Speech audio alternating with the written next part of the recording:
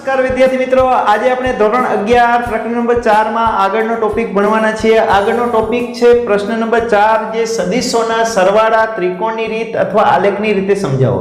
સદિશોના સરવાળા ત્રિકોણની રીત અથવા આલેખની રીતે સમજાવો, એ રીતે પ્રશ્ન પૂછવામાં આવે. કોઈ પણ બે સદિશ આપ્યા હોય, એના સરવાળા કરવા હોય આપણે ત્રિકોણની રીતે કે આલેખની રીતે, તો કઈ રીતે કરી શકાય એ સમજાવવાનું છે. તો અહીંયા એક સદિશ આપ્યો છે a અને અહીંયા એક બીજો સદિશ આપ્યો છે b, બરાબર. તો આકૃતિ a માં બે સદિશો દર્શાવેલા છે, સદિશ a અને સદિશ b સમતલમાં આપેલા છે, બરાબર. હવે જો શું કરવાનું છે, તો કે આપણે આ સદિશ a જે છે એની દિશા અને મૂલ્ય ન બદલાય એ રીતે આપણે ગોઠવવાનો છે. અહીંયા હું બીજી આકૃતિ દોરું છું, સાથે સાથે સમજાવતો જાઉં છું. તો આનું મૂલ્ય અને દિશા ન બદલાય એ રીતે આ સદિશ a ને અહીંયા લખું છું. આમ કેવડો છે આવડો અહીંયા, બરાબર. તો મૂલ્ય અને દિશા ન બદલાય એ રીતે સદિશ a ને મેં OP ઉપર સંપાત કર્યો. કોના ઉપર સંપાત કર્યો? OP ઉપર સંપાત કરવામાં આવે છે. હવે શું કરવાનું છે? સદિશ b નું મૂલ્ય અને દિશા ન બદલાય તે રીતે સદિશ b ની પૂછને સદિશ a ના શીર્ષ પર સંપાત કરવાનું છે. આનું મૂલ્ય અને દિશા ન બદલાય તે રીતે આપણે શું કરવાનું છે? સદિશ a ના શીર્ષ ઉપર સદિશ b ની પૂછ, સદિશ b ના પૂછને, આને પૂછ કહેવાય છે, આને શીર્ષ કહેવાય છે. આ પૂછને સદિશ a ના શીર્ષ ઉપર મૂક્યું, બરાબર. પણ ખાસ યાદ રાખવાનું, સદિશ b નું મૂલ્ય અને દિશા ન બદલાય એ રીતે. આ મૂલ્ય અને દિશા ન બદલાય એ રીતે કે નીચેની દિશા છે તો નીચેની દિશામાં જળવાઈ રહે, આનું પણ મૂલ્ય અને દિશા ન બદલાય એ રીતે આપણે સદિશ a ના શીર્ષ ઉપર, સદિશ a ના શીર્ષ ઉપર સદિશ b ની પૂછને રાખી અને સદિશ b નું શીર્ષ આ દિશામાં છે. હવે શું કરવાનું છે? સદિશ a ની પૂછ અને સદિશ b ના શીર્ષને જોડતો સદિશ, સદિશ a ની પૂછ અને સદિશ b ના શીર્ષને જોડતો સદિશ. આ સદિશ જે છે સદિશ r એ પરિણામી સદિશ બતાવે છે. શું બતાવે છે? પરિણામી સદિશ. સદિશ r જે છે એ પરિણામી સદિશ છે. એ કેટલો હોય તો કે સદિશ a અને b ના સરવાળા જેટલો. સદિશ r રિઝલ્ટ બરાબર સદિશ a + b. જો મુદ્દા સમજાવી દઉં, મુદ્દા પ્રમાણે જેના કારણથી તમે લખી શકો સરળતાથી એ રીતે. જો શું લખ્યું? સિમ્પલ. આકૃતિ a માં સમતલમાં સદિશો a અને b દર્શાવે.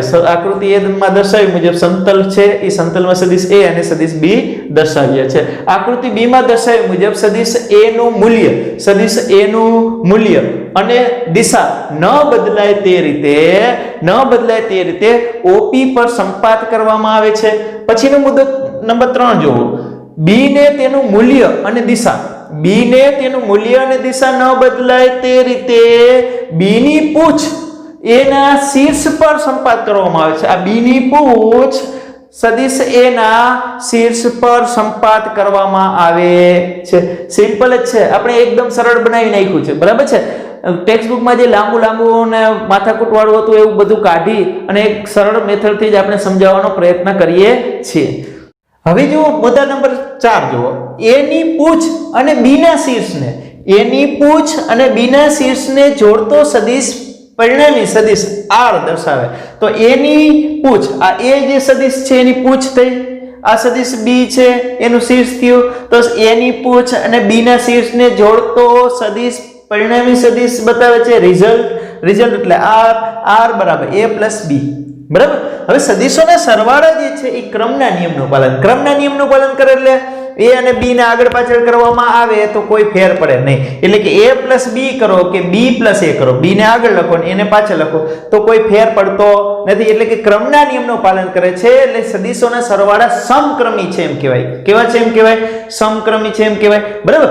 ત્યારબાદ સદિશોના સરવાળા જે છે એ જૂથના નિયમનું પાલન કરે છે. શેનું પાલન કરે છે ભાઈ? જૂથના નિયમનું પાલન કરે છે. જૂથ એટલે કે a + b + c. તો a અને b નું એક જૂથ છે અહીંયા, બરાબર. અને એની સાથે c નો સરવાળો છે. તો a ને છૂટો પાડી અને b + c નું જૂથ બનાવ્યું, બરાબર છે. એટલે કે જૂથના નિયમનું પાલન કરે છે સદિશોના સરવાળા જે છે એ, બરાબર છે. હવે સમાંતર બાજુ ચતુષ્કોણની મદદથી પણ આપણે સદિશ સરવાળા કરી શકાય. તો સમાંતર બાજુ ચતુષ્કોણ શું છે? આ આપણે આ ત્રિકોણની રીત કે આલેખની રીત કીધી. તો સમાંતર બાજુ ચતુષ્કોણ એટલે દાખલા તરીકે આ એક સદિશ A છે. આ સદિશ A છે, એનું મૂલ્ય અને દિશા ન બદલાય એ રીતે એને સમાંતર એક સદિશ સામેનો દોરી શકાય. તો આ સદિશ A ને સમાંતર એક સદિશ થયો. એ જ રીતે આ સદિશ B છે, સદિશ B ને સમાંતર આ સદિશ દોરી શકાય. બરાબર. આ સદિશ A અને સદિશ B છે, આ સદિશ B, તો એને સમાંતર આ બાજુ દોરો તો એને સમાંતર સદિશ થયો. બરાબર. તો આવી રીતે બેયને સામસામે સમાંતર સદિશ દોરી એક સમાંતર બાજુ ચતુષ્કોણ તૈયાર કરી શકાય. આમાં પણ સમાંતર બાજુ ચતુષ્કોણ તૈયાર કરવો હોય તો સદિશ A ને સામે એક સદિશ દોરવો પડે. અહીંયા આમ દોરવું પડે. બરાબર. આ નીચેના ભાગમાં તો આ રીતે સમાંતર બાજુ ચતુષ્કોણ છે. તો અહીંયા વિકર્ણ જે છે એ શું બતાવે છે? આ વિકર્ણ એ પરિણામી સદિશ બતાવે છે. કોનો? સદિશ A અને સદિશ B નો. આ સદિશ A વત્તા સદિશ B, આ બેનો સરવાળો કરવામાં આવે તો સદિશ A પ્લસ સદિશ B બતાવે છે. તો સમાંતર બાજુ ચતુષ્કોણનો નિયમ પણ જે એક આવે છે એ આગળના એક નેક્સ્ટ વિડીયોમાં એમાં આપણે સમજાવશું સમાંતર બાજુ ચતુષ્કોણનો નિયમ. હવે વાત કરીએ સદિશોની બાદબાકી. પ્રશ્ન નંબર 5 જો સદિશોની બાદબાકી આલેખની રીતે સમજાવો એવી રીતે પ્રશ્ન પૂછવામાં આવે તો સિમ્પલ જ છે ભાઈ, આ આવડી ગયું તો આવડી જ જવાનું છે. ઉપરના મુદ્દો નંબર 1 ઇનાયત છે કે આકૃતિ એમાં દર્શાવ્યા મુજબ સમતલમાં સદિશો A અને B દર્શાવેલા છે. બરાબર. પછી મુદ્દા નંબર 2 એક વધી જાય છે. સદિશ B નો એક વિરોધી સદિશ -b દોર્યો. જો સદિશ B ની દિશા છે તો એની વિરુદ્ધ દિશામાં એક સદિશ એની બાજુમાં જ દોર્યો, જેને સદિશ -b કહી દીધું. શું કહી દીધું? માઈનસ સદિશ B કહી દીધું. તો આ માઈનસ સદિશ B જે છે એનો અને આપણે સદિશ A નો સરવાળો કરવો. તો આકૃતિ B માં દર્શાવ્યા મુજબ આ જ મુદ્દો ભાઈ, આકૃતિ B માં દર્શાવ્યા મુજબ સદિશ A નું મૂલ્ય અને દિશા ન બદલાય તે રીતે OP પર સંપાત કરવામાં આવે છે. બરાબર. ત્યારબાદ મુદ્દો ત્રીજો મુદ્દો એને સદિશ B ને બદલે સદિશ -b સદિશનું મૂલ્ય અને દિશા ન બદલાય એ રીતે. જોજો -b સદિશનું આ -b સદિશનું મૂલ્ય અને દિશા ન બદલાય તે રીતે માઈનસ સદિશ B ની પૂછને સદિશ A ના શીર્ષ પર સંપાત કરવામાં આવે છે. આ -b સદિશનું મૂલ્ય અને દિશા ન બદલાય તે રીતે આપણે કોના ઉપર સંપાત કર્યો? આ મૂલ્ય અને દિશા ન બદલાય એ રીતે. તો આ જે દિશામાં છે એ જ દિશામાં સંપાત કરવામાં આવે છે. બરાબર. ત્યારબાદ શું કરવામાં આવે છે? A ની પૂછ અને -b ના શીર્ષને, આ સદિશ A ની પૂછ અને આ -b ના શીર્ષને આ જોડતો સદિશ જે છે એ પરિણામી સદિશ બતાવે. એ પરિણામી સદિશ કોનો સરવાળો છે? A પ્લસ -b નો સરવાળો છે. બરાબર સમજો.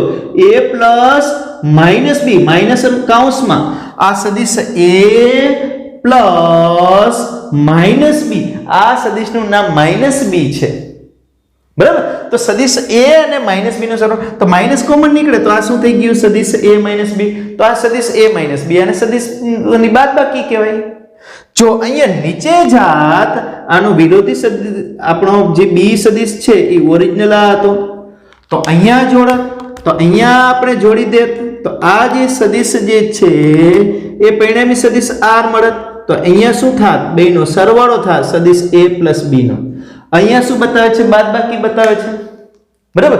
તો સબાચકોમાં એવું થશે ભાઈ, આ વિકર્ણ જે છે એ સદિશોનો સરવાળો બતાવે છે, જ્યારે આ વિકર્ણ જે છે એ શું બતાવે છે? સદિશોની બાદબાકી બતાવે છે.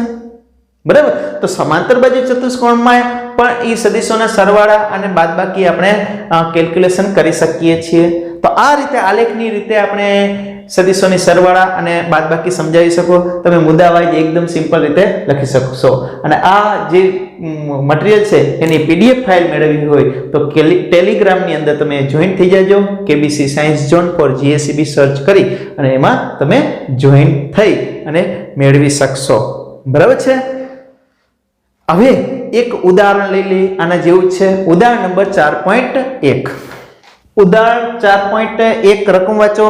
વરસાદ શિરોલંબ દિશામાં 35 મીટર પર સેકન્ડની ઝડપથી પડે છે. વરસાદ વરસાદને આપણે રેઇન કહીએ VR = 35 મીટર પર સેકન્ડ કઈ દિશામાં શિરોલંબ દિશામાં પડે છે આ રીતે બરાબર શિરોલંબ દિશામાં પડે છે અહીંયા આકૃતિ દોરતા જાય સાથે સાથે બીજું શું કીધું છે જો થોડા સમય બાદ હવા 12 મીટર પર સેકન્ડની ઝડપે પૂર્વથી પશ્ચિમ દિશામાં તો આપણે અહીંયા આવું દોરી લઈએ ઉત્તર દક્ષિણ અહીંયા ઈસ્ટ અને વેસ્ટ આ પૂર્વ છે બરાબર આ પશ્ચિમ છે આ ઉત્તર અને આ દક્ષિણ તો પૂર્વથી પશ્ચિમ દિશામાં એટલે કે આ દિશામાં પવન જે છે એ શું છે જો થોડા સમય બાદ 12 મીટર પર સેકન્ડની ઝડપે પૂર્વથી પશ્ચિમ દિશામાં ફૂંકાવા લાગે છે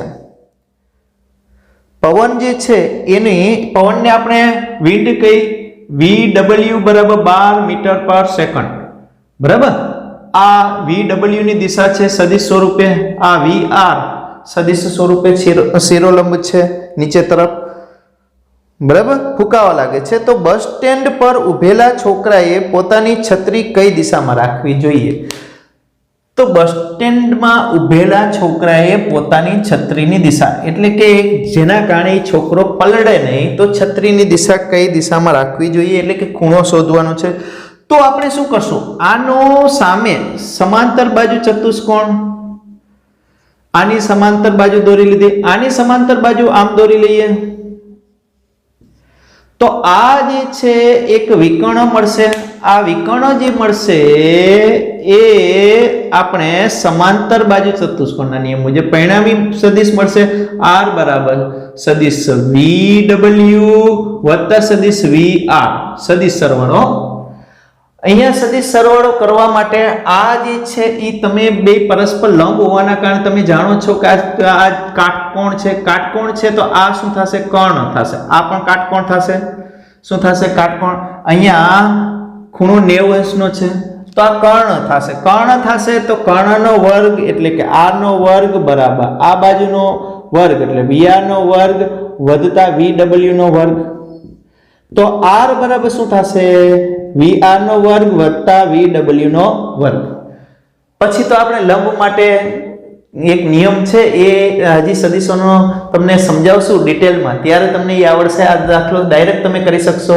દરેક પરસ્પર લંબ સદિશો હોય ત્યારે દરેક ઘટકના વર્ગના સરવાળાનું વર્ગમૂળ થાય પરિણામી સદિશ એ આપણે આગળ સમજાવશું હવે અહીંયા તમે જોઈ શકો છો VR એટલે કે 35 નો વર્ગ વત્તા VW એટલે 12 નો વર્ગ આનું સાદુરૂપ આપશો તો જવાબ આવશે 37 મીટર પર સેકન્ડ તો પરિણામી વેગ મળે છે V R કહી દો પરિણામી વેગ મળે છે V R બરાબર હવે પરિણામી વેગ મળે છે પણ આપણે તો દિશા શોધવાની છે તો છત્રી એને આ રીતે રાખવી પડે ભાઈ બરાબર કે જેના કારણે પલરે નહીં આ રીતે રાખવી પડે છત્રી કે જેના કારણે પલરે નહીં આમ તો આ ખૂણો જે છે થીટા એ શોધવાનો છે તો સિમ્પલ ભાઈ ખૂણો શોધવા માટે tan થીટા એટલે સામેની બાજુ શું છે VW અને પાસેની બાજુ શું છે VR તો VW ના છેદમાં VR તો VW કેટલા આપ્યા છે 12 VR કેટલા આપ્યા છે 35 બરાબર 12 / 35 કરશો એટલે કેટલો આવશે 0.343 tan થીટા બરાબર તો થીટા બરાબર tan ઇન્વર્સ 0.343 આ નેચરલ tan માં તમારે ગોતવાના નેચરલ સાઇન કેવી રીતે જોવા એટલે કે રેડિયન માંથી ડિગ્રીમાં કેવી રીતે આ જાઓ અને ડિગ્રીમાંથી રેડિયનમાં કઈ રીતે જાઓ એ જોતા તમને આવડતું હશે કદાચ ન આવડતું હોય તો નેક્સ્ટ વિડીયોમાં આપણે એ સમજાવી દેશું નેચરલ tan માં નેચરલ સાઇન એ જોતા શીખવાડશું એટલે કે રેડિયનમાંથી ડિગ્રીમાં સાઇન માટે tan માટે બાકી તો રેડિયનમાંથી ડિગ્રીમાંથી રેડિયનમાં જતા તો આવડે જ છે પણ નેચરલ સાઇન અને નેચરલ tan કઈ રીતે જોવા કોસ કઈ રીતે જોવા એ હું તમને એક વિડીયો બનાવીશ અને એ શીખવાડીશ બરાબર છે તો આ જોશો એટલે તમને અહીંયા થીટા મળશે 19 અંશ મળશે 19 અંશ તો આ રીતે ખૂણો શોધી શકાય છે દિશા શોધી શકાય તો આજે આટલું રાખીએ નેક્સ્ટ લેક્ચરમાં નેક્સ્ટ ટોપિક લઈને આવશું. થેન્ક યુ વિદ્યાર્થી મિત્રો.